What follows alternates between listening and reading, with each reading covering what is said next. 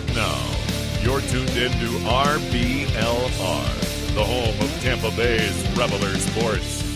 Hello, everyone out there in Tampa Bay and beyond. This is James Knowles coming at you for the RBLR Sports Podcast. I do this every week. You know that. You know what we're here to talk about. It's the Rowdies. I'm here every week with Carlos Rueda, and he is here again with me to talk about the Rowdies. Duh, that's what we do. Carlos, how are you doing this Tuesday evening? I'm doing good. I'm not doing as well as I was last week when we had that insane comeback win against Charleston, which I wasn't here to talk about because I went to the Rays game, where, by the way, the villains of Ted Lasso were there. West Ham was at the Rays game last week, so that was pretty fun. Yeah. I mean, we have a game to talk about. There's a lot to talk about in that game, James. There actually is a lot to talk about. So that's fun. I'm doing well. I am an adult now with like a job and stuff. It's crazy. Yeah. Yeah. It's a time. It's Tuesday. It's 6:32 p.m. And it is a sunny day after the chaos that was. Sure is. What was Debbie? I don't know why I was gonna say Edna. Where did Edna come from? Hurricane Debbie. Yeah, so we're here. We are not flooded, thankfully, and we have Rowdy's game to talk about. And by the way, a fun conversation with a certain Rowdy's player who was away for a good chunk of last month, in Mexico for a fun U20 CONCACAF tournament. I guess I'm not really leaving much in terms of like hiding it now that I said all of that. Yeah, it's Cristian Ortiz. We're chatting with him later on. So stay tuned for that. He is a great kid with so much talent and so much potential. We had a good conversation with him. We'll talk later on. James, how's it going on your end? Anything new? Anything fun going on in the world of James Knowles? Well, the fun part for me is that this house that I live in has avoided flooding, which is not true of all the areas in this county. So I'm happy with that part. That is fun for me. Everyone who is out there, I hope that you are in the same boat, although I think there might be one or two people at least who unfortunately are not. And I hope that things are at least better for you now. But in the meantime, Carlos, we are not here just to talk about the weather. There are probably other podcasts about that, and this is not one of them. We are here to talk about the Rowdies. Say again. Are there weather podcasts? Yeah, I think so. Yeah. Yeah, sorry. Well, we are here to talk about the Rowdies, like you were saying, James. Take it away. I'm sorry. Well, we are here to talk about them, but I'll put it this way. They rained on our parade. Whoa. Because the game wasn't what we wanted. How about that? There's nice a little segue. Yeah, there's a transition. Look at that. Yes, the Rowdies, controversially, I will say, drew 2-2 away to Monterey Bay this past weekend. So, yeah, that's not exactly what we wanted, but it is at least a point. We will take a point. We all predicted wins, though, so none of us get a point in our own prediction standings. That is unfortunate. Eureka and Carlos stay top with 10, only 10, and I am back on 6 or 7, so we're not doing the best. But we'll have another chance to predict this weekend, in fact, when we preview an away game versus Phoenix Rising. So stay tuned for that as well. We have a lot coming up. Not only the preview, as Carlos has already told us, we have an interview with Cristian Ortiz about his national team experience with the Dominican Republic U20s. It was very cool. And I like talking to Cristian Ortiz. I've done that a couple of times just in the post games. And now that we'll be able to talk to him about his international experience, it's going to be even better for me, who loves the international game. Please like and subscribe to us on YouTube, subscribe on any major podcast platform, and of course follow us on all social media at RBLR Sports. Now, Carlos, let's get into this Monterey Bay game that actually, to get back to the weather, it was very weird because it looked like it was fog, but also maybe raining at times. It was honestly hard to tell even just from the broadcast. But yeah. Support your local weather podcasts. Maybe they would have, I'm sure there's like a Monterey Bay like weather podcast, right? There's got to be like a California weather podcast talking about whatever the hell was going. I thought it was raining the whole time. I didn't realize until like the 60th minute. It was just fog. Right. Fog.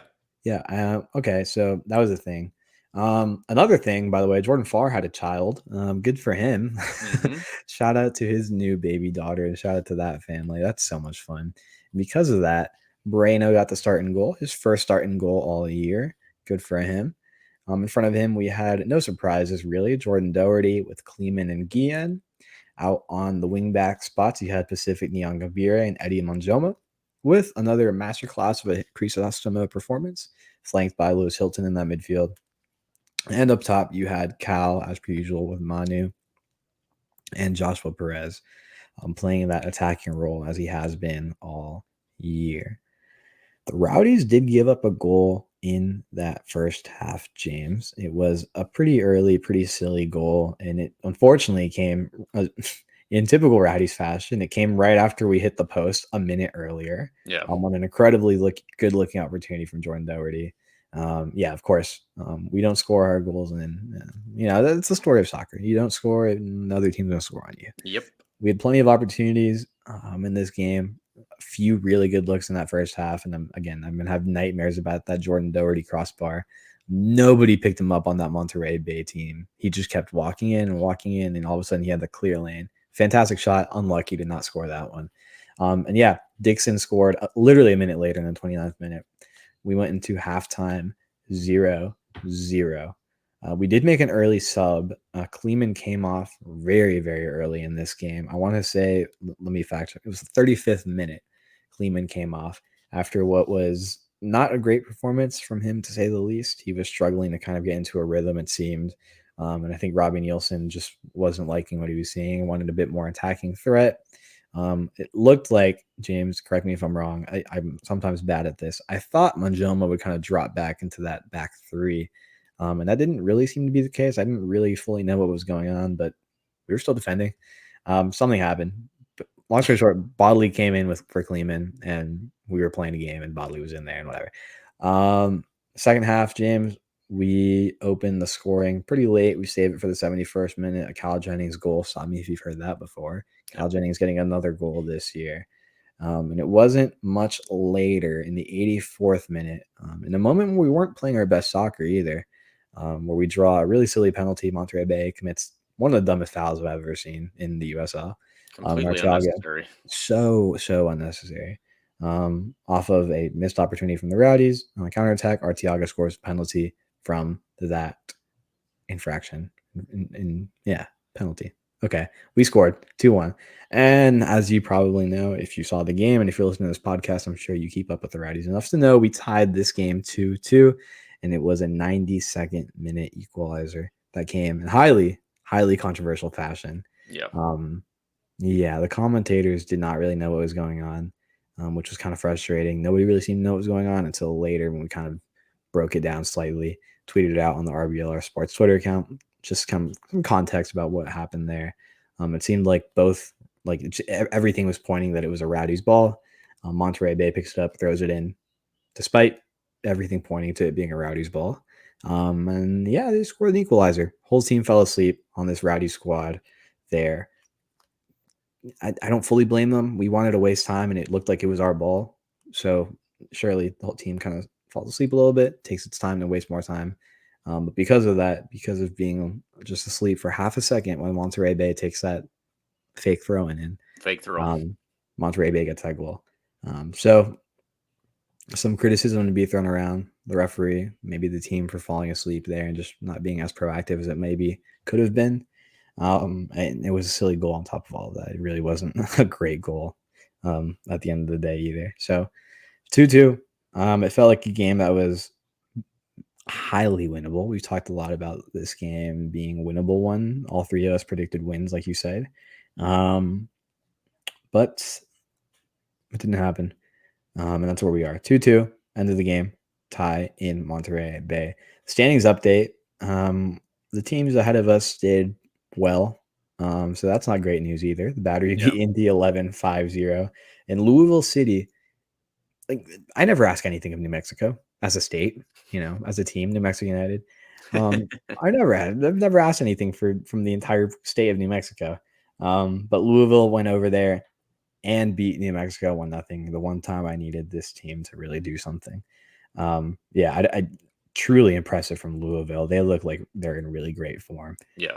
Going out to the number one team in the West, getting that 1-0 win in a very solid fashion.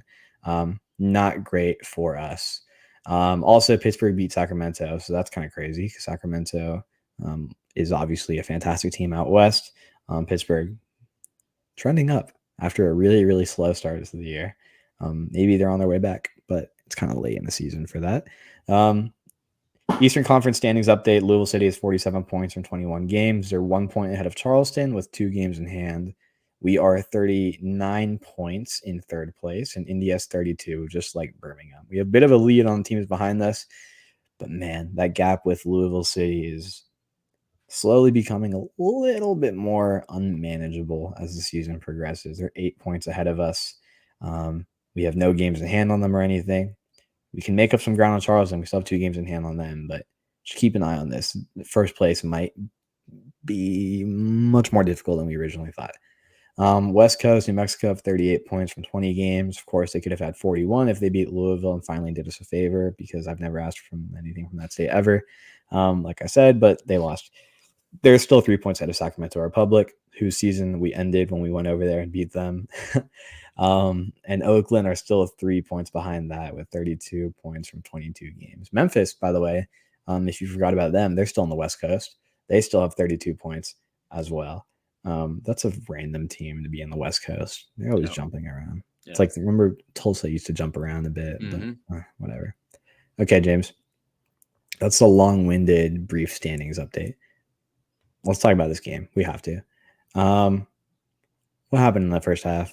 Why did Freddie Kleeman go off? Let's just break it down a little bit, because it seemed like we had a few good looks, a Jordan Doherty chance, a couple other chances as well that I'm blanking on.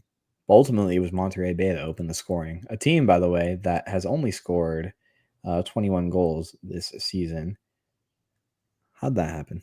Yeah, how did that happen? So, it looked like Monterey Bay were prepared to try and this is how you defend anybody, obviously. You would like to funnel a team into certain areas. You would like to give them certain opportunities to put the ball into certain places as opposed to other places, because that's what soccer is. It's just opening certain spaces and closing other ones.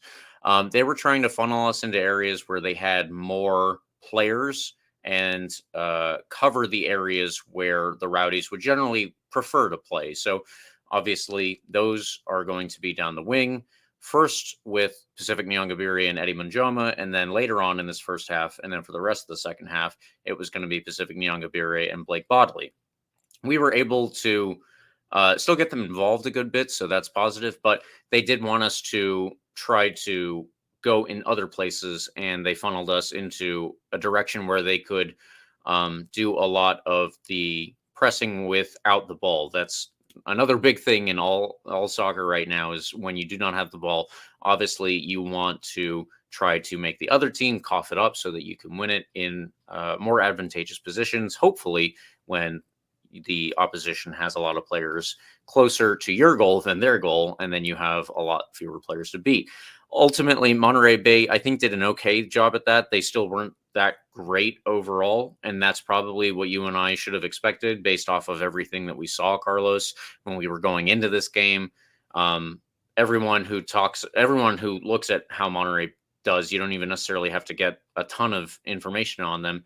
All the stats that you just said, they're not that good of a team right now. And that's not disrespect. It's just kind of the case. You can look at how they're doing in the standings. You can look at how they're doing overall. They have just recently gotten rid of their manager, and they have an interim head coach. These are all bad signs, obviously. So it's a good result from a relatively bad team. And I do want to stress that I don't think that the Rowdies played this game up to their own standards either, while we were kind of allowing Monterey Bay to show us into different places. Usually we can play to our own strengths regardless of how another team plays. Think of us beating Louisville. Think of us beating Charleston. Those teams obviously wanted us to do different things, and we were able to get past that. So the idea that we couldn't do that versus Monterey Bay is probably us taking our foot off the pedal a little bit, which is unfortunate, because Carlos, you and I have also talked about that in multiple games in the past year. So I do want to get to Freddie Kleeman in a little bit, because I had a question about that's actually why I put this on here. But beforehand, I just want to quote Robbie Nielsen from the post game, and this is a direct quote from him. "I thought we didn't play a great game tonight, but we fought really hard to get ourselves back in the lead. Ultimately, we were undone by weak refereeing." We'll get to that in a second. Returning to the quote, "This was the biggest thing at the end, which was really disappointing. Sometimes you get referees and to have it taken away by a decision at the end is baffling. To get back to, here we go. I thought in the second half that we were crisper. We did ride our luck a wee bit, but we created a number of chances. Did we deserve to be in the lead? Probably not. But once you have it, you have to keep it. So that's kind of the quote that I wanted to pull out, especially there was that bit Yeah. about the second half being better and maybe us not even deserving to have the lead. Why is that? I think that the Rowdies were just not playing up to themselves again in this one in particular. And that's always disappointing because that's where ultimately we did let Monterey Bay into this game. So to get to the goal, and then we'll get to Freddie Kleeman. As you mentioned, Carlos, Jordan Doherty had a chance, and I watched the highlights again before we recorded just to jog my memory of everything that I saw in the game around those highlights. And yeah, that Jordan Doherty chance, ugh, man, I really wish that he had that. If he had scored that, though, I think an MLS team would have come knock down our door to sign him. So They probably maybe are already. yeah, Hmm. he's one of our best prospects at this point, considering his age. So I'll try and keep that from any MLS people who might be listening here. But at the same time, when he does take that chance, Carlos, if I'm not mistaken, he is not in position to help out because he was up, having just had that shot. Am I correct? Am I incorrect with that? Or Mm. was because Freddie Kleeman was the one who ultimately had to go chasing Tristan Traeger down to our touch line on the right side, which is where Jordan Doherty would normally be. So if I'm not mistaken, it was from Jordan Doherty's chance that that space was open, and then it was Freddie Kleeman who had to chase him down. Am I correct with that? Well, there's a pretty significant amount of time between that Jordan Doherty shot and the ensuing Monterey Bay opportunity. Why did I say ensuing? Am I like on an interview? Like what the hell? Big words. And the opportunity that Monterey Bay had right after that.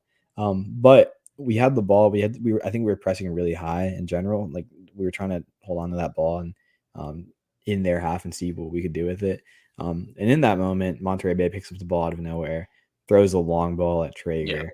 And yeah, Kleeman goes into a slip and slide mode or something. I don't really know how to describe it. Flies by Traeger. Traeger has one of the easiest assists he'll ever put together. Yeah, probably. Yeah, two wide open Monterey Bay players in the box. Rowdies are still coming back, and because Kleeman was way by Traeger, Brandon had to come out of the goal and start kind of putting pressure on Traeger. I can't make out the two Rowdies defenders that were back there, but they had to be like basically on the goal line because there's no goalie in there, leaving two Monterey Bay players essentially entirely free right in the box. Easy goal, Monterey Bay 1-0. So maybe that chance Jordan Doherty has a little bit to do with it because we kind of pushed the ball into the area, into their half, and we're pressing high for a goal. We're riding the maybe immediate aftermath that comes with hitting the post, like the momentum that comes with that, feeling ourselves a little bit. And in that, it seemed like that's when we became the most vulnerable, Yeah. which was highly unfortunate. So to answer your question in a long-winded way, maybe a little bit, but probably not entirely just because of the Jordan Doherty shot. It just seemed like we were up in their half, kind of Yeah. pressing, looking for an opportunity. I think, yeah, we were riding the momentum of that shot. And I think, we certainly got caught asleep in a matter of 20 seconds. Yes, we did. And it's unfortunate not only because we did not score a goal that Jordan Doherty's chance did not go in. That was obviously a very kind of out of nowhere chance, because how often are we going to see Jordan Doherty being able to dribble two or three players, however many it was? But that Yeah. was where the space was opening up, in fact, because of Monterey Bay's pressure and trying to apply it in different places. So Jordan Doherty took advantage of that. Either way, he Yeah. did get caught out, and that's unfortunate too, because the space that was opened up was where he would usually be found. So Tristan Traeger, just as you said, he was able to beat Freddie Kleeman. And then the question that I put on our document here for everyone, you get a little behind the scenes, is that I asked, why did Freddie Kleeman go off? And this was one that I wanted to bring up, Carlos, specifically just because Usually first half substitutions are made because of they're made because a player is injured. And in this case, I didn't see that he was injured. So I'm just making sure for my own benefit, you didn't see him get injured here either. Am I for? Yeah. Okay. So No, this it was was. purely tactical. Yeah, I mean, I don't think the scheme or anything about this lineup was changed. I think Robbie Nielsen just didn't like what he was seeing. Yeah. I think that was pretty clear and evident based on the attitude that we saw Kleeman coming off with. Like he obviously wasn't happy, understandably so. He got subbed off in the 35th minute. Robbie Nielsen didn't like what he was seeing, and he brought in Blake Bodley, and that was that. Yeah. We adjusted accordingly. Kleeman is a very good defender, and he has so much like potential to still get better. He's still a really young guy, by the way. I think we kind of get deceived by how large of a man he is. Right. He's still in his very early 20s. Has a potential to like still continue to grow in terms of his talent and skill level. But it's been a couple pretty shaky games from him. That Charleston game, like I know I wasn't here to talk about that game last week, which by the way was a lot more fun to talk about than this one, I'm sure. But like I think mistakes that someone like him might have made in that game were overshadowed by an incredible comeback, a great performance everywhere else.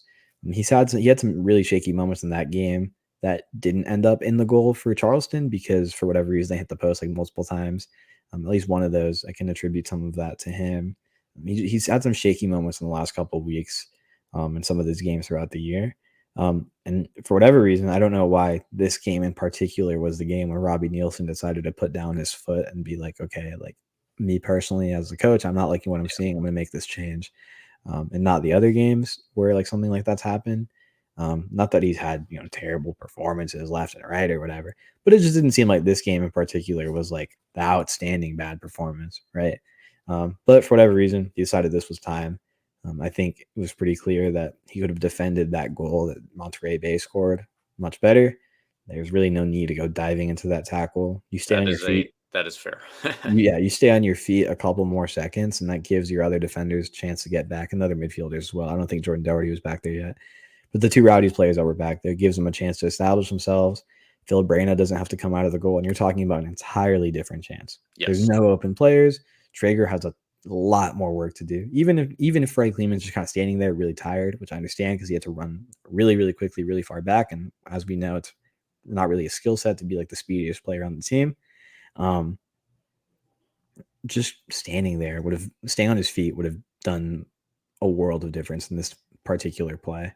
And it would have entirely changed the play and the chance for Monterey Bay. There would have been there's still a chance there. It's a counterattack, but instead of basically 3-on-2 without a goalie, it would be a 3-on-3 chance. Phil Brana still in goal. Much harder chance to put away for Monterey Bay. Yes. And for a team that has scored less goals than games they've played, 2 of those were against the Rowdies. The odds of that going in much lower. It's not a particularly strong offensive team. They're struggling to put goals away in general. On top of that, the new coach, not even the new coach, the interim coach, who's a former player, like they're really figuring their stuff out. So it's really frustrating to let in a goal like this when we kind of just fall asleep. It's not all Freddie Kleeman's fault. Like there was a ton of players that were really far up. Maybe it shouldn't have been that far upfield. But I think it's just easier, and we kind of fall into putting the blame on the clear mistake, which was evident because he flew like 20 yards by Tristan Traeger. So that's unfortunate. Did it help us, James? Is another thing you threw here in our notes. Maybe. I mean, we didn't let in another goal until that silly goal at the end. Yeah. And you brought on Blake Bodley, who I think is a more naturally attacking threat than Eddie Manjoma, who was playing where Blake Bodley has been starting, right? Yeah. So maybe. I think it's hard to quantify, but yeah, I would say slightly. We still didn't create like a ton in that first half, by the way. After Monterey Bay scored, there wasn't a ton going for us. We had the ball, we had chances, but nothing, of high XG per se, right? Yeah. Second half, we changed it a little bit. We can talk about the second half here in just a second, but just to wrap up the thoughts here on the first half, an interesting sub in the 33rd minute, 35th minute, sorry. Certainly not one I would have expected. Maybe at halftime, and even then maybe. I just haven't really seen, not that Robbie Nielsen's been here forever, but he's been here for a pretty significant amount of games at this point. It's not really something I've seen him do this year, is pull off a player that early. Yeah. And we're making like, I guess we're making something we can't know for sure, but by the looks of it, because of a performance, and like he's not liking how things are looking from this player. Taking him out in the first half like that early was interesting, for sure.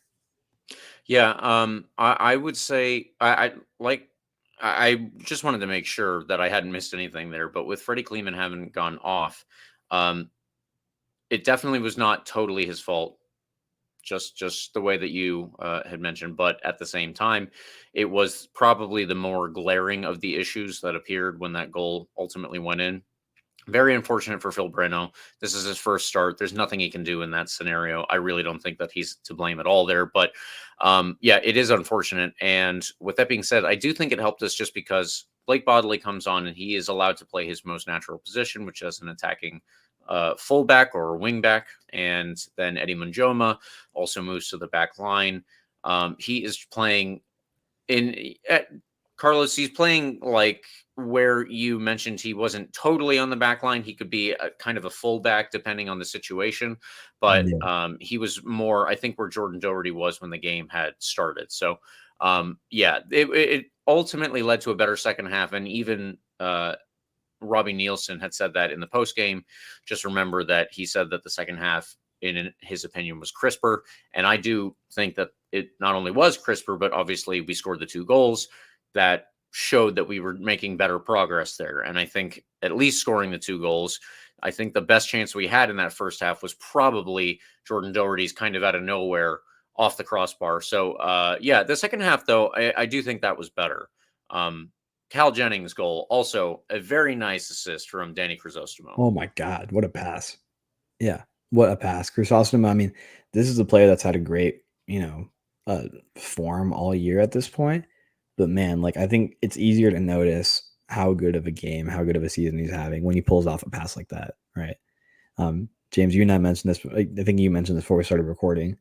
He's having a Lewis Hilton type of lack of recognition, very underrated, under the radar, despite how good of a season he's having. Under the radar is exactly it. It's Yeah, exactly this whatever the opposite of under the radar is, over the radar, on the radar. I don't know.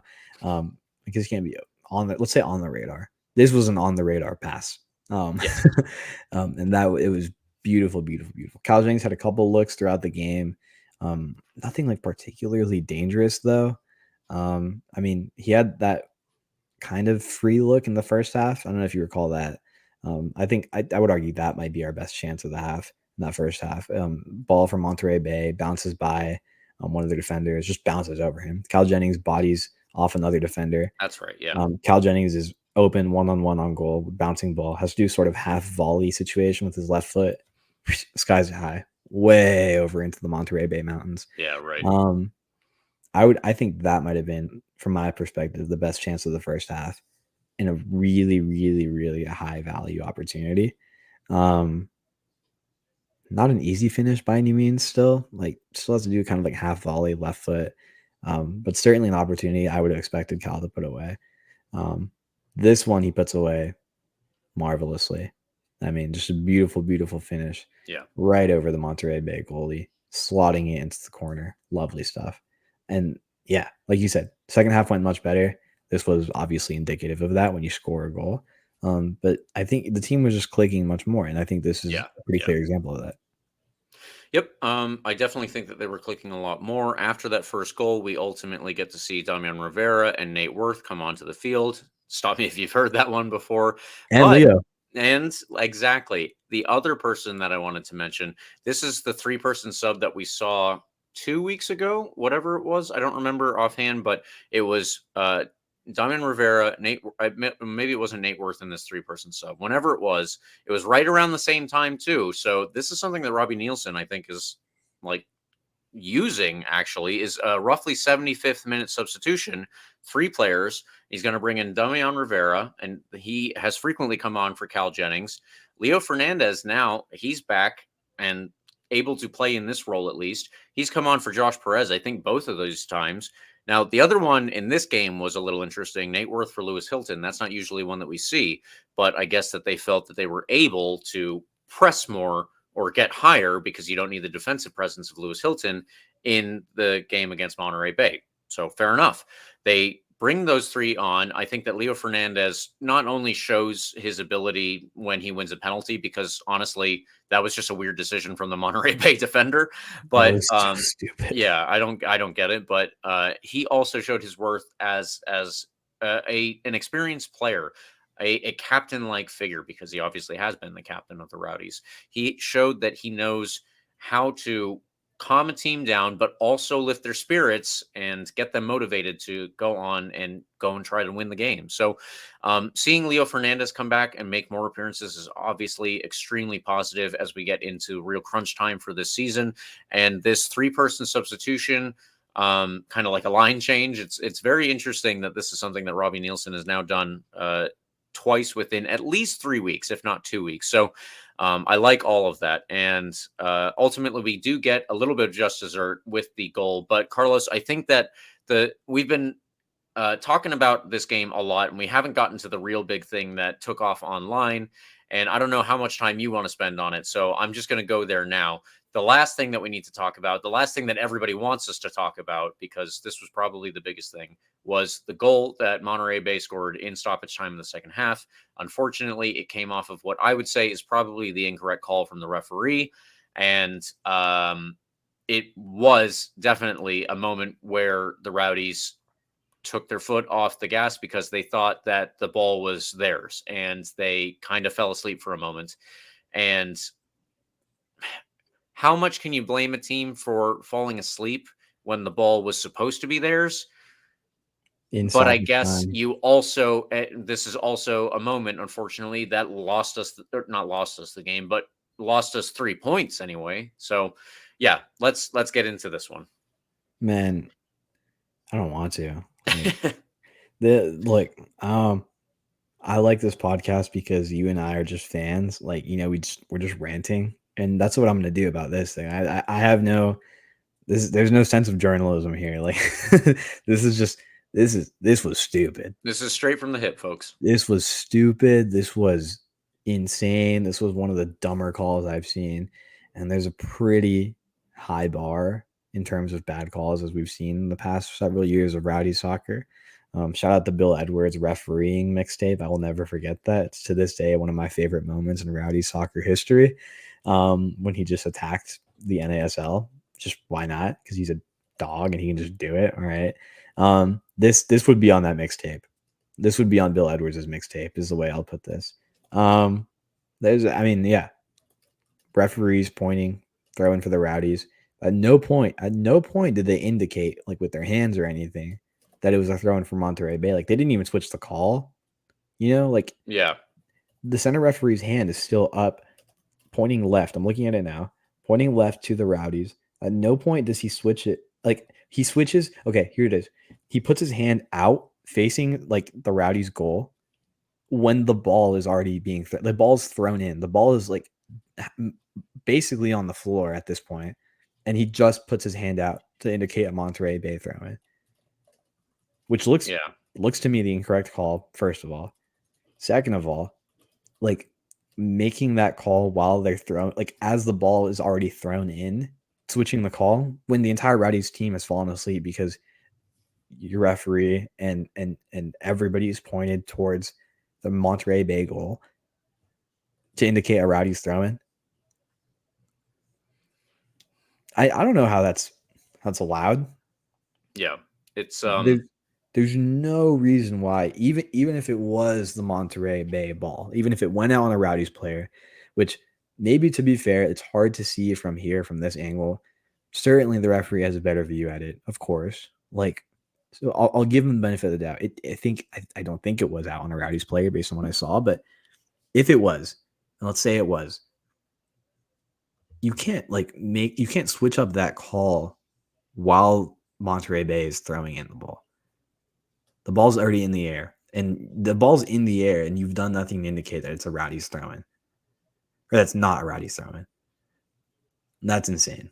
It's one of the weirder things I've ever seen in a soccer game. And again, there's a pretty high bar for the weird things I've seen at Rowdies games. Yes. Very high bar. I mean, good Lord. But man, there's something about these like small like West Coast stadiums that like are off-putting to us. I don't know what it is. Like these weird West Coast like Cali stadiums. Like I don't know. I don't know what it is. Orange County, Monterey Bay. But when we go play a big team, you put us in a big stadium out west, Sacramento. Yeah, we put in the best performance of the year. But there's something weird about these small stadiums in the West Coast. Like I don't know what it is. The vibe. So apart from this call, the vibe of this game felt for a long time very much like that Oakland Roots game. Yes, it did. From several weeks ago, if that makes any sense. Apart from like the game on the field and the performance on the field, the vibes from the crowd, the vibes from like the West Coast stuff, it felt very much like the Oakland Roots game. And it was weird. And of course, we had to save the weirdest part for the end when we were actually playing somewhat well. Like we were putting in a good performance. I think the worst part of this is that Monterey Bay was certainly not like pressing in a way that indicated they should have equalized. It was just a really stupid goal. So that's that. Because of that, again, the teams ahead of us did win their games. And believe it or not, a small, somewhat insignificant looking call at first and a random Rowdies game away at Monterey Bay has serious effects in terms of how the table looks. And that sucks because we were on pace with Charleston. We were on pace with Louisville. And even if you can say like maybe we didn't fully deserve this win, we didn't play the best game we've ever played, which obviously I would agree with. We certainly didn't deserve the game to end the way it did that way. And because of that, lose the ground we've made up by beating Louisville, right? By beating Charleston. Yeah, no. And I think we're going to look back at the end of the year, look at games like this and the other random games against teams maybe we should have beat. But yeah, whatever. I'm going to keep going on about this forever if I don't stop. We have another game to talk about, James. This podcast might go on for a long time if I keep talking. Yeah, I think that you covered most of my thoughts pretty well the same. And I think that anything that led up to that goal is where I kind of tend to lean on this one. I think that the referee did make a mistake, but ultimately it does come down to the Rowdies having played probably a lesser game than they should have against the team that we really should have beat. So I will just put that out there as well. It's extremely frustrating, but maybe the whole game was pretty frustrating leading into that one. Absolutely. Yeah. Okay, so let's do our man of the match. Carlos, who was it for you? Crisostomo. Fantastic performance. Great performance from him. Again, I want to give him a shout out because he doesn't get recognized as much as he should. Incredible pass. Incredible game. Absolute dog of a player in the midfield. And yeah, fantastic player. I'm going to keep it short. Great performance. My man of the match. All right. Well, there you go. My man of the match is Aaron Guillen. I was actually leaning towards either him or Jordan Doherty, and Jordan Doherty looked pretty good when he had that chance that we have talked about several times. But I did not give it to Jordan Doherty because he was out of position on two key moments. Those were the key moments. He was out of position on the first key moment, and then unfortunately the second goal also came down his side. But I do want to highlight a couple of quick stats for Jordan Doherty, Aaron Guillen, the person that I actually chose for man of the match.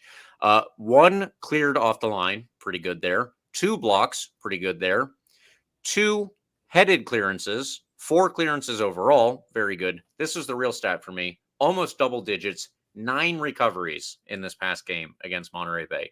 So all of that is why I chose Aaron Guillen. I think that he and Jordan Doherty are quickly showing themselves to be some of the most important defenders in this league. And a lot of what we do not only is based on their defensive ability, but also their ability to help out in the attack. So they are other underrated players, not as criminally underrated as probably Lewis Hilton and Guillen Crisostomo because their things don't frequently show up on stats, but either way, did want to highlight all of that and bring up Aaron Guillen for this one. So now, with all of that out of the way, we need to get into our preview. Before we get into our preview, we need to do our interview. Before we get into our interview, folks, I have one other thing to tell you. It is the Best of the Bay. We are proud to be nominated for the third year in a row for Creative Loafing's Best of the Bay, specifically in the podcast section. Obviously, we are a podcast. I think you guys know that by now. We need you to help us out, though, and win Best Podcast. There is a link in the description, or you can check out the pinned tweet at RBLR Sports on Twitter. Anywhere you can help us out, we do appreciate it. We are literally posting about it pretty much every day, so check it out wherever you can. Because we need everyone to vote online daily, please go check it out. It is Creative Loafing. You can create an account with them very quickly, and then you can vote, as we said, every day. If you can get us there, we would be super appreciative. Thank you so much for listening. Please give us that one more little bit by voting for us online. And we will see you, hopefully, as the best podcast of the Bay in 2024 later on this month. Amen. Now, with all of that out of the way, we can actually move on. Let's get into our interview with Cristian Ortiz of the Tampa Bay Rowdies. The big dog. All right, everyone, and here we are with that interview that we were just talking about. We are here talking with a Tampa Bay Rowdy. It is Cristian Ortiz, one of the youngest members of the team and one of the newest signings as well. So, Cristian, how are you doing in this very hot month of August where you spent, I guess you were in Mexico in July, but either way, how are you doing now? Everything's good now. Yeah, I'm glad to be home. Yeah, I can imagine it was probably, it's always good to get back home after a trip, regardless of what it was. But yeah, so we wanted to have you on this week to talk about not only your time with the Rowdies, but most specifically because it was just going on, but the CONCACAF Under-20 Championship where the Dominican Republic took part, and you were a member of the Dominican Republic team there. So I wanted to discuss that with you. I am super into international soccer, as I'm sure everyone listening knows, but I wanted to talk with you about that because I'm sure it was a very cool experience. Before we get into that, though, let's get a little bit of background about you, and I'll just ask you, if you could, for anyone who doesn't know, generally what your background is. I believe you were born in New York and then came down here. Could you go through that for all of our listeners?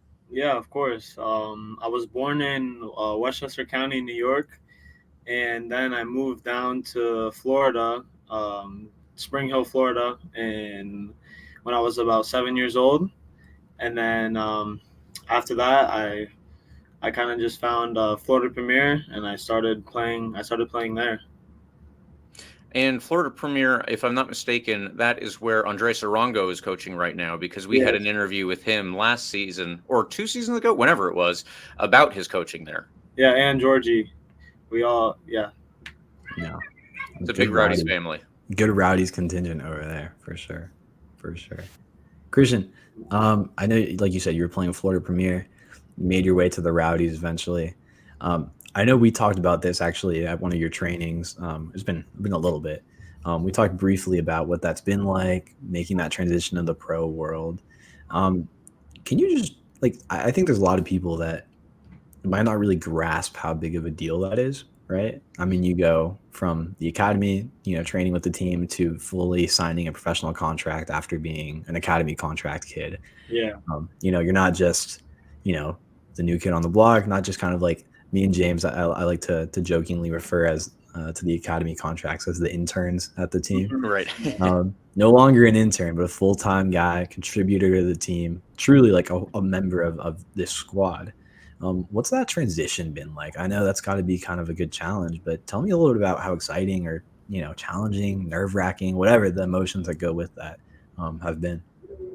No, it's honestly, at first it was a little bit, I was nervous, but I think that as time went on, and I say even a couple of days after I signed it, it's the same as an academy contract now. I just, I'm an actual pro now, and I have to take responsibility and pride in everything I do on and off the pitch. So I think that it definitely is.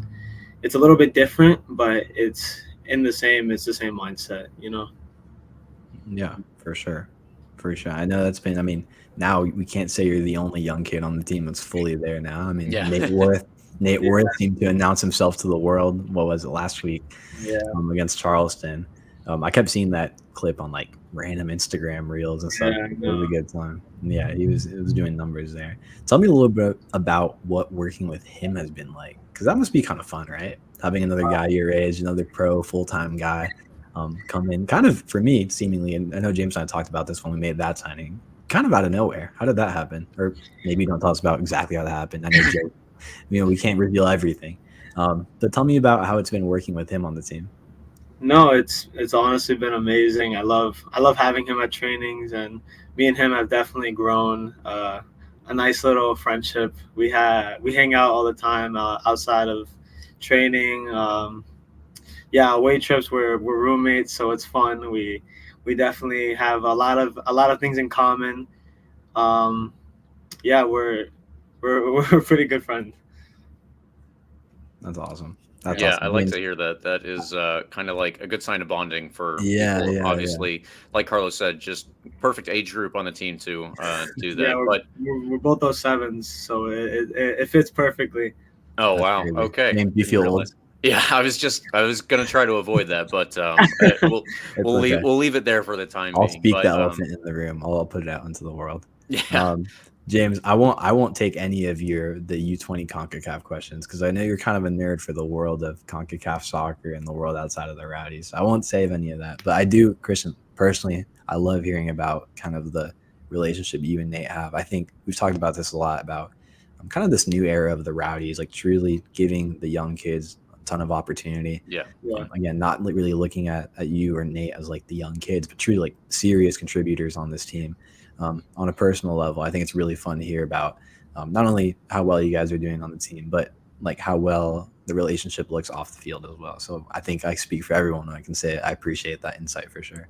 Yeah, of course. Well, yeah. So now that the CONCACAF Under-20 Championship is over, we won't talk about the final game. Personally, I will avoid that one. But Yeah. at the moment, I wanted to get into the discussion with you about the Dominican Republic. Now, as you said, you were born in New York, so I'm assuming that you were eligible through your parents or somewhere familially, and then got in touch with the federation, or maybe they got in touch with you. How did that process go down that you ended up representing them here? Well, first I want to say it was an honor to represent them. Obviously, it's an amazing feeling to represent my country and my father's country. That's how I have citizenship for them now. He was born in Dominican Republic, and then he moved over when he was 8 to the United States in New York. But yeah, I first, it was a couple months ago when the head coach contacted me and my father, and then after that we started the process of getting my passport and my cellular. Everything got processed a couple weeks before the tournament, so that's pretty much it. It was a couple months before the tournament started, though. Everything got in contact. Gotcha. Okay. Were you too familiar with any of the players on the team? I don't know if you had known any of them before. No. Okay. Gotcha. So this was meeting them all for the first time. Yeah, I knew some of the players, like Israel Boatwright. He plays for Inter Miami. Lucas Breton. He plays at Cebao, Dominican Republic, a team in Dominican Republic. There's some very good quality players on that team. Yeah, I actually remember from the CONCACAF U20 Championship 2 years ago, whenever it was, that the Dominican Republic made it to the final. Yeah. They lost to the U.S. there, but I know Jordi Alvarez, I think, was on that team as well, and he was playing alongside Angel Montes de Oca, who then played for the Olympic team for the Dominican Republic. So it was all very cool to see that even some of those players have returned, and it just seems at the same time like there's been a bit of an uptick, at least as far as I can see, in the talent that's coming out of the Dominican. Yeah, there is. It's a lot of proper footballers coming out of there. There's a lot of quality. There's a lot of quality coming out of there. Yeah. And do you speak Spanish fully? No. Okay. Yeah, Manuel Arteaga, he's helping me a lot, but Gotcha.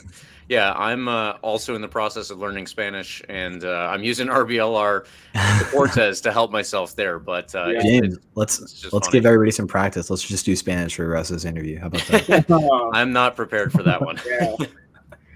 But That's awesome. Christian, the next question I had for you, I don't want to go into detail about every game here because that would be a pretty exhaustive interview. But I did want to ask you about one game specifically because it seemed to me like it was the game that you guys had possibly the best chance of winning. Unfortunately, it didn't go that way.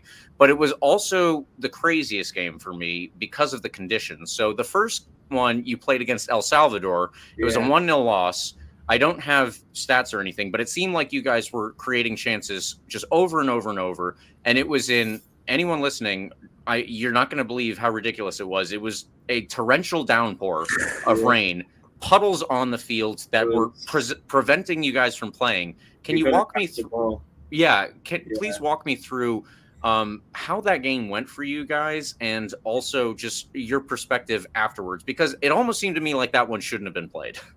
Yeah, it was the first half. The first half was fine. We created so many chances. We just couldn't capitalize on it, and that's fine.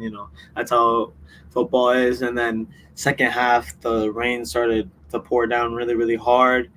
And then the next couple minutes into the second half is just puddles everywhere. People starting to try and dribble and then getting stuck, and then counterattacks happening, and then they get stuck, and then it keeps going back and forth. But yeah, it was a pretty hectic game. Yeah, I felt for you guys out there. I was definitely rooting for you to pull that one out, but it's also difficult when you're playing in such crazy conditions. Like I said, I don't know that game should have gone ahead, but it seems to me I guess that one was in Mexico, obviously, where the tournament was held. But if that was in Florida or something, we definitely would have had lightning and the game would have been shut down. Oh, yeah. So Yeah. It's too bad ultimately in the end. But now that the tournament is over and the Dominican Republic did not get probably as far as you guys would have liked, what are your takeaways from this tournament going forward for representing your country and moving along, hopefully in the higher age levels? Well, I guess you're still U20 eligible even for the next round. Yeah. So next round we already talked about. I was the only 07 on the team. So I technically would be the only one eligible for the next U20 CONCACAF championship. But I think that I need to be a little bit more prepared. I wasn't as prepared as I thought it was going to be in Mexico. The conditions and everything, everything was just a lot different. It's way different than playing here in the States, especially with the Rowdies, and then going to the U20 Dominican team. But I'm really excited for what's to come in that aspect of my career with the national team. I would love to play for the U23s in the next Olympics, maybe, or whatever next tournament might come up. That's really cool. I mean, that would be awesome. And I know that the Dominican is also trying to recruit a couple of dual nationals that they had called up for the Olympics, and for this reason or that, they weren't there. But it was still a very good showing from them. So as I said, whenever it was, I think that the Dominican Republic at this point is just improving leaps and bounds in terms of soccer. I know it's mostly a baseball country, but they are really coming along very quickly in soccer. Yes, they are. Yeah. Christian, that's got to be insanely validating. I know we've talked a lot about the tournament itself, but I just want to ask you about how you were feeling when you got that call, by the way, from the U20 coach, when you first even heard notice that this might be a possibility. That's got to be pretty validating, putting in all that work. I mean, you got your professional contracts very recently, obviously with the Rowdies, and then you get this call up from the U20 Dominican Republic team. Tell me, how was that? How was that conversation? How did you react? How did your family react? I mean, just some of the emotions behind that, some of the human side. How was that like? Yeah, it was good. I was at Publix actually, and then he called, and then my dad and I talked to him a little bit, and then it was nice. It was a good feeling knowing that my country wanted me to play for them. And then when the list came out, it was right after training, and then everyone congratulated me. So it was good. Awesome. It was really nice. That's really awesome. Yeah, I know. Obviously, James and I and all the Rowdies fans, everybody that keeps up with this team loves seeing our players go out and represent their countries, wherever that is, whatever level. Yeah. I know everybody's really excited. I'm sure you saw the traction that tweet got when when the Rowdies put out that you were representing your team. I know everybody was excited about that. That's really, really cool stuff. Yeah, I mean, that's really cool. Like James said, I think it's really fun to know that a country like Dominican Republic is making, like you said, making like serious leaps and bounds in the world of soccer. And I think it's really cool you can get to be a part of that. And by the way, I don't think we've mentioned this. You mentioned that you were the only 07 on the team. Just to reiterate that, you were the baby on the team, right? You were the youngest kid on the team. Like, that's impressive stuff. And I think it's really cool to see that, get to represent the Rowdies a little bit on the international stage. It's fun stuff. Yeah, of course. On a personal level. Yeah. James, do you want to ask anything else about the U20 stuff before we move on and talk a little bit about the rest of the year with the Rowdies now that we're back home and, in the midst of the whole season? Well, I could go on and on, but I don't want to keep Cristian until 9, 10 at night. So I'll turn it over to you, Carlos. We'll get back to the Rowdies this season. Cool. Yeah. Like you said, I'd love to talk about this forever too, but Cristian, okay. Tough result this weekend, was back and forth. I mean, we can talk about that game forever and maybe what did or did not happen towards the end of that game. But looking ahead, we're a little over halfway through the year, right? There's still plenty of soccer to be played. We're right on the tails of the teams ahead of us in the Eastern Conference. How do you feel about where the team is as a whole? And then let's talk about where you feel you are in terms of how much you've grown this year. So let's start with the team as a whole. Where do you feel like the team is right now? Are you happy with where we're at? Do you think we should be a little bit further ahead? Or how are you feeling? Well, I think that the team, as a team at training and at games, prior to the games, everything, I think we're one of the best teams in the league, 100%. I think that sometimes we get unfortunate with the results, but no matter what, I think we fight until that final whistle.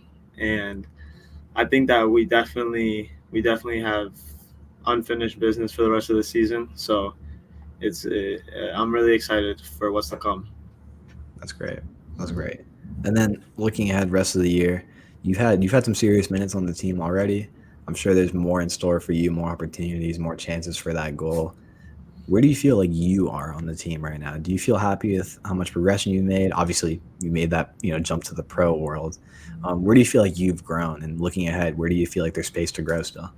No, I feel like I have grown a lot since I even started, like with my academy contract or last year when I trained with them. I think that everything's working out the way it's supposed to, and I definitely have room to grow, but without a doubt, it will grow. That's awesome. Okay, like we said, plenty of soccer left to play the second half of the season. Are there any games you have marked on the schedule, games you're really particularly excited about, games that you've been waiting to play all year? What are some matches you're looking ahead to that you're like, man, this is one that's going to be a barn burner? Yeah, I'm looking forward to. I want to play Louisville away. That's definitely going to be an exciting one. And I want to play. I don't know about for the rest of the season, but playoffs. I'm really excited for playoff season. Nice. Yeah, I think we all are. We're always excited for playoff season. The chance to win hardware, James. I know you and I are always excited about that. Okay. James, anything else you want to throw in here before we start to wrap up and not take up too much of Cristian Ortiz's time before another big game this weekend at a team we've come to know pretty well, Phoenix Rising? Yeah, no, I won't take up too much of your time. The only thing I'll say is, Cristian, the next time the Dominican U20s have a penalty, maybe they should let you take it. Just throw that out there. Not throwing any shade, but I'll just put that out there. Maybe your striker taking a penalty makes sense. The only other thing I'll say is if any of the Dominican players are looking to jump to the next level, put them in touch with Robbie Nielsen. I think that'd be cool. We get some more hookup there, and we get some players coming over and playing in Tampa Bay. Of course, I definitely will let them know. Yeah, a little pipeline. That'd be exciting. Okay, last question. I like to throw in a random question here before we wrap things up. Who has the worst music taste on the team? This is important. Oh man. I probably have to say Nate. Nate's Damn. Ooh. Okay. Throwing shade at his best friend on the team. Maybe Yeah. I'm putting words in your mouth, your best friend. At your coworker. Let's say. At your coworker, yeah. That's messed up. I'm gonna let Nate know you said that. That's crazy. Okay, Christian. I know it's been a pleasure for me to talk to you. I know we got the chance to talk a few times since you've been on the Rowdies, and truly, it's been great getting to know you a bit, getting to have you on this team, and having that youth influence is really, really great stuff on this team. So, thanks for having me. Thank you guys for having me. Yeah, absolutely. Yeah, thanks for coming on RBLR Sports. We always love when we can talk to players at any point in their career, and you were just getting started. So I hope that we can do more of these interviews. Of course. Big things coming. Yeah. Thank you. And everyone, that was our interview with Cristian Ortiz, a fantastic young talent for the Tampa Bay Rowdies and obviously for the Dominican Republic. Very exciting stuff for him. Hell yeah. Hell yeah. Shout out La República Dominicana. We're out there. Not we. I don't know why I said we, but you get my point. Maybe we'll get there someday. I do. Look, shout out to that country and the soccer they've been putting out recently. You know, we talked about in an interview. There's big things coming for soccer in the Dominican Republic. Like you said in the interview, baseball mainly number one, but man, soccer's making leaps and bounds, leaps and strides. I don't know, whatever. You get my point. And Cristian Ortiz is a part of that, and that's really, really cool to see as a Rowdies fan, James. Absolutely. All right. Well, now that is done, we need to do our preview for a game this weekend. It's going to be very important, just as the last one was, because we need to make up the space that we just lost, Carlos, by drawing against Monterey Bay. So let's get into the Phoenix Rising preview. Yeah. James, this is a big one. The Rowdies have a late game this Saturday at 11 p.m. While you're out at the clubs in Ybor or whatever the hell you're doing on Saturday night, you got to pull up the game. And I know it's going to be weird when you're at the bar and like you pull up the game on your phone. Everybody's like, why are you watching a game on your phone? You can tell them it's the Rowdies and they'll understand. They will understand. We're playing Phoenix Rising in a big game in the lovely state of Arizona. They're in 10th place in the West, James. Not where Phoenix Rising has been in the last several years.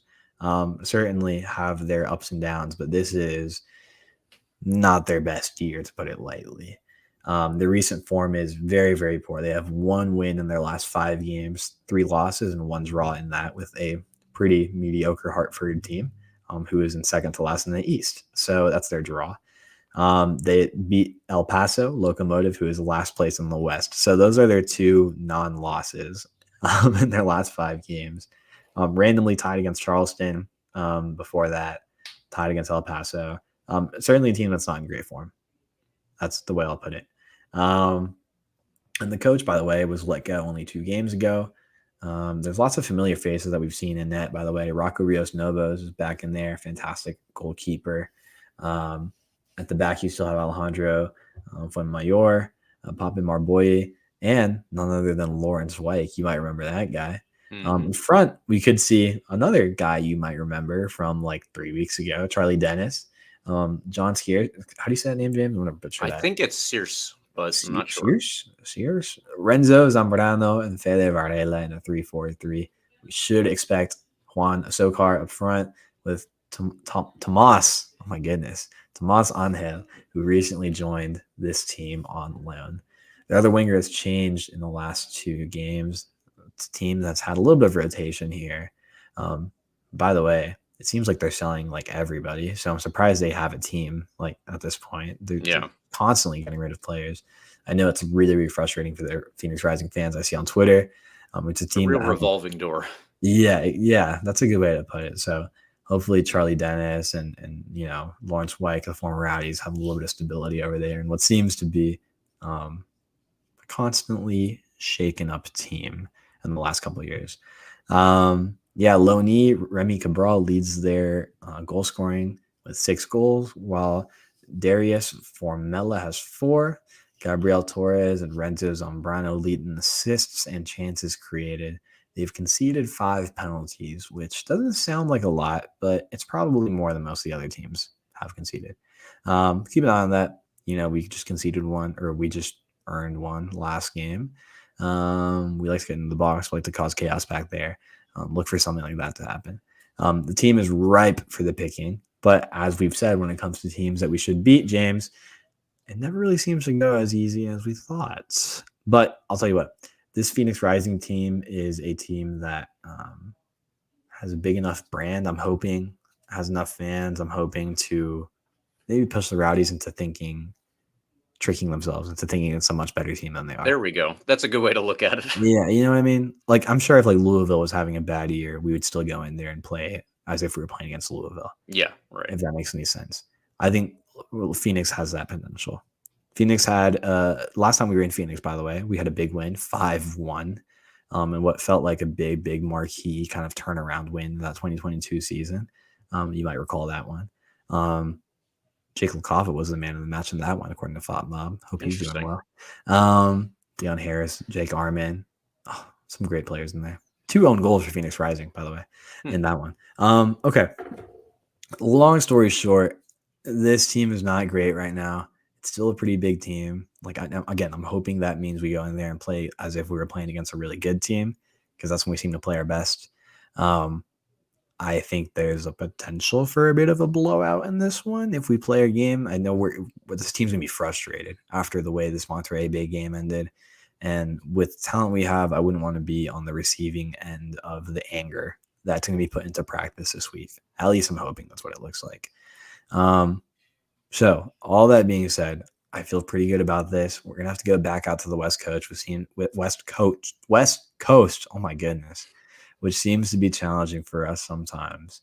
But we haven't had a problem winning in Phoenix, apparently. If you look back a couple years ago, like I said, we won 5-1. I'm not going to say what I was going to say. Actually, I will. If you use the Hard Rock Sports betting app and you're a Rowdies fan, you shouldn't bet on your own team because it's bad luck. But if I didn't care about the Rowdies and I was a betting man, I'd bet on the Rowdies in this one. That's the way I'll put it. Long-winded way of saying I feel good about this. We should come out with a win, James. Yep, I agree with this. Just so everyone is aware, because the recent manager was let go, I believe that was Danny Stone.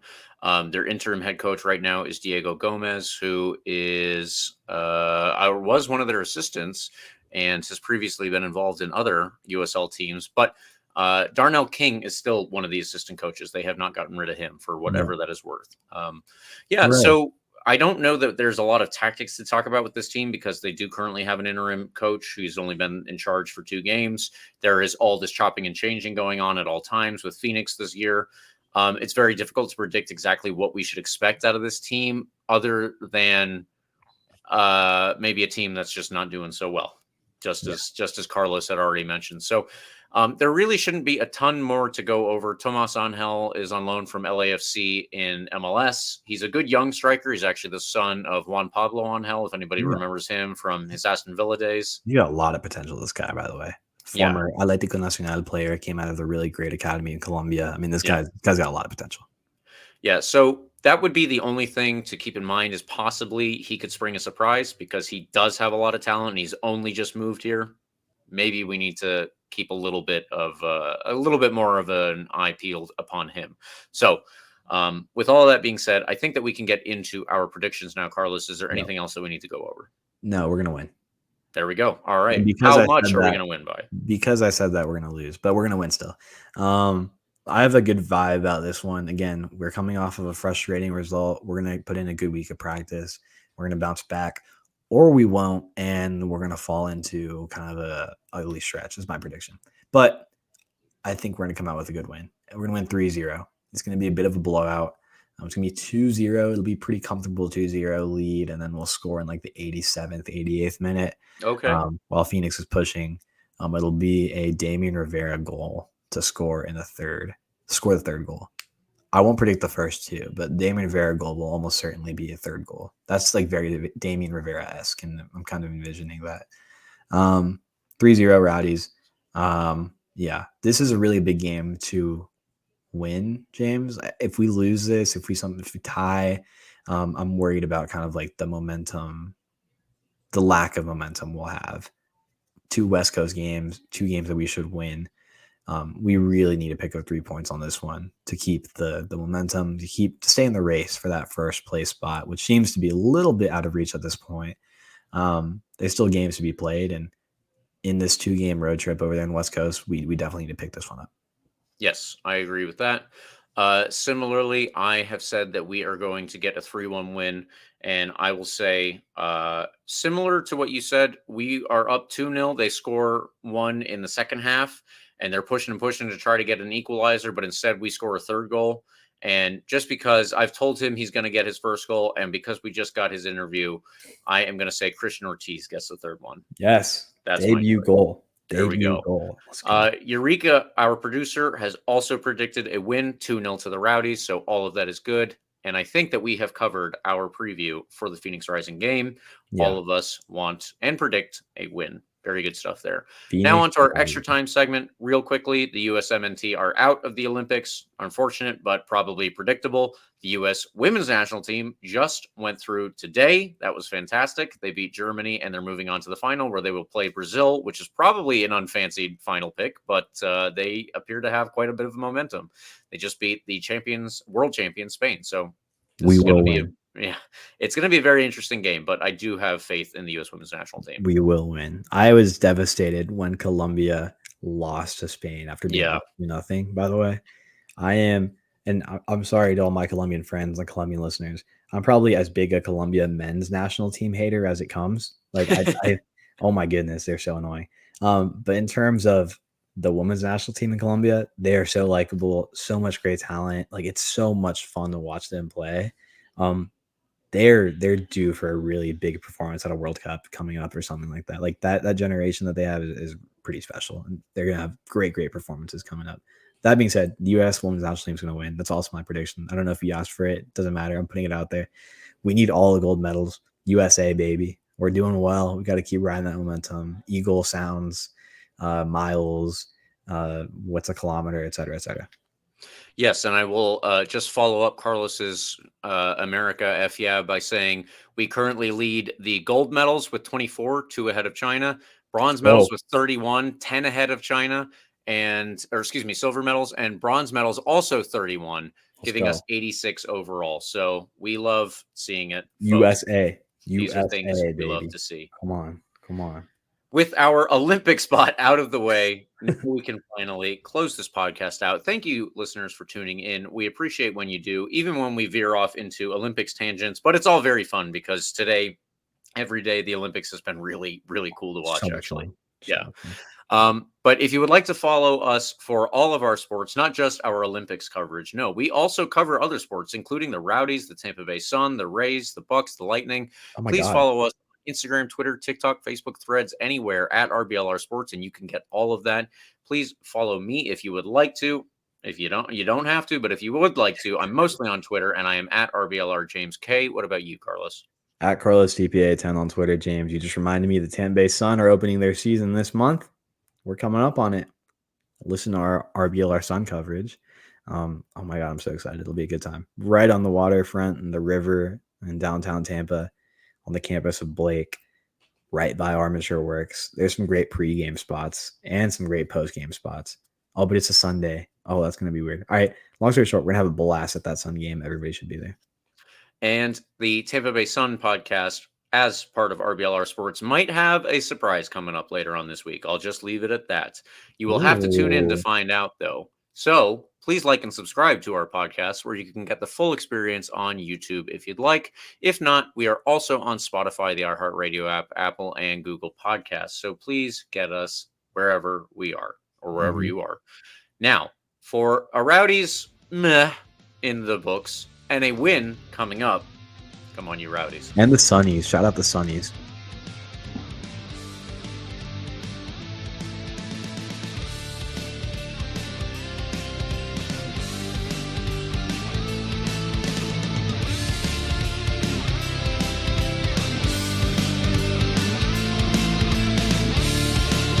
Thank you for tuning into this presentation by RBLR Sports. On your way out of the stadium, please remember to like and subscribe.